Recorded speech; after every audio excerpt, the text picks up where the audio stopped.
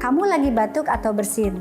Tahukah kamu, saat batuk dan bersin, virus dan bakteri akan dikeluarkan dari saluran pernapasan, baik melalui udara ataupun cairan. Tetapi, kamu dapat mencegahnya dengan melakukan etika batuk dan bersin yang benar, sebagai berikut.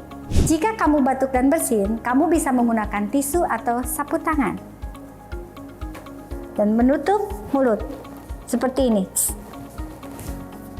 Jangan lupa buang tisu ke tempat sampah. Jika tisu dan sapu tangan tidak ada, kamu dapat menggunakan lengan bagian dalam seperti ini. Saat kamu batuk atau bersin, kamu juga bisa menggunakan masker seperti berikut. Segeralah untuk cuci tangan kamu di air yang mengalir dengan menggunakan sabun atau cairan antiseptik berbasis alkohol. Jangan membuang ludah di sembarang tempat. Dengan menjalankan etika batuk dan bersin secara benar, kamu mencegah penularan infeksi kepada orang lain.